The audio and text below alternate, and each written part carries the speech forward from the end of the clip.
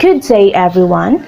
I'm Ivy Indika, and today I'm gonna share to you the Eastern concept of self. But first, let us know what concept of self mean.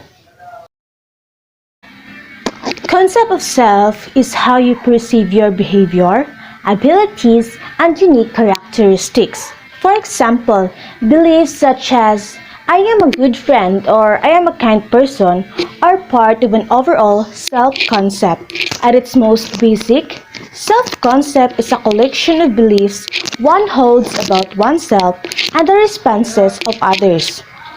And now, let's proceed to our topic, the Eastern concept of self.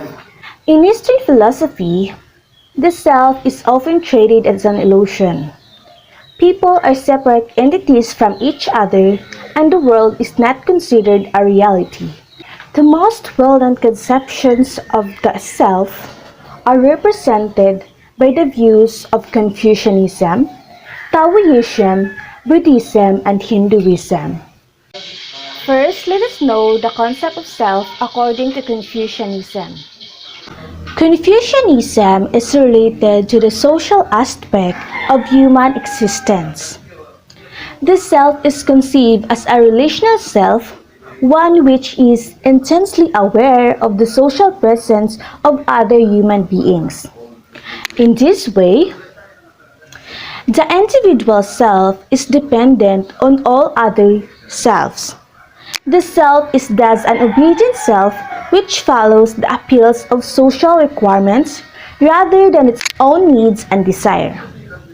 The ideal self, according to this doctrine, can be achieved through a harmonization of one's everyday communication with other individuals and society at large. According to Confucianism, every person is born with four beginnings. 1. Heart of compassion leads to Jin. 2. Heart of righteousness leads to Yi. And 3. Heart of property leads to Li.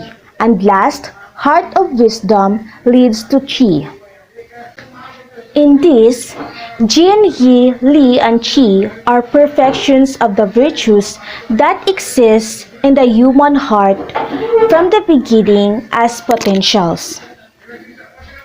Jin means goodwill, sympathy towards others, politeness, and generosity. Yi means rightness and the respect of duty. Li means having the right to practice property in all that you do. Qi means wisdom. This wisdom is expressed by putting Jin, Yi, and Li into practice.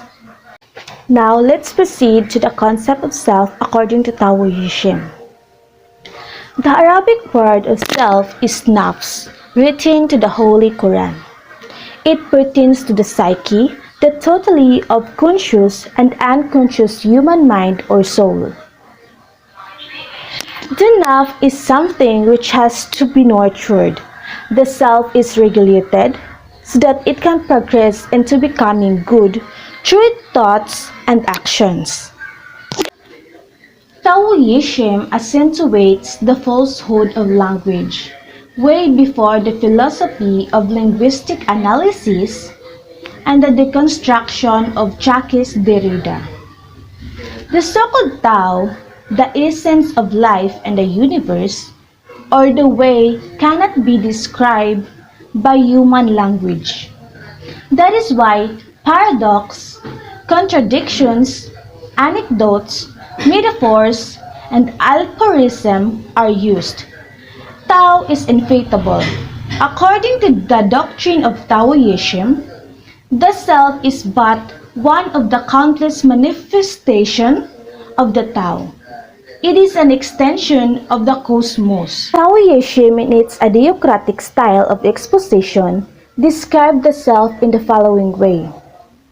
The perfect man has no self. The spiritual man has no achievement. The sage has no name.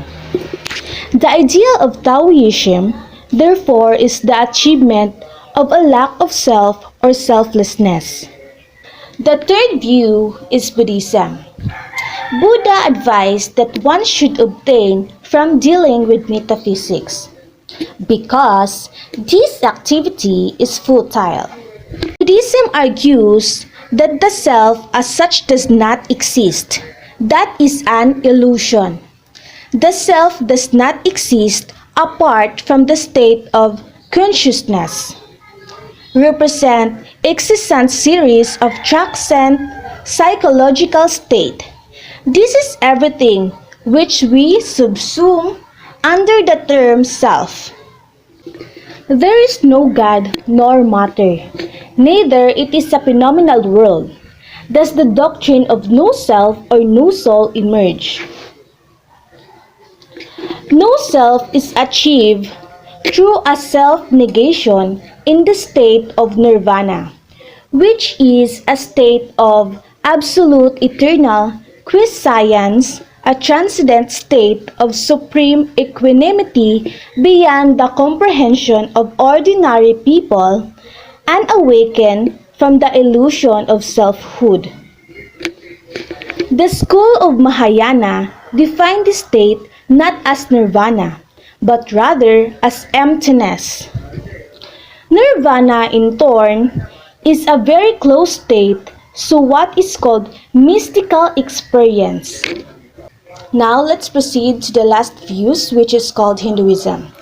Hinduism explains the self through a monastic philosophy.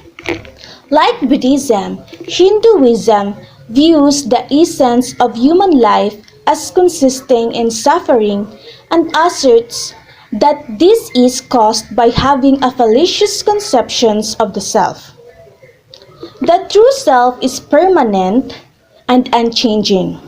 The non-true self is impermanent and changes continually. Hinduism, in the face of Vedanta, postulate an essence which stands after the so-called transcendental unity of consciousness or the self as knower, namely the non-changeable self as witness. This kind of self is the true self, which cannot be described but can be experienced.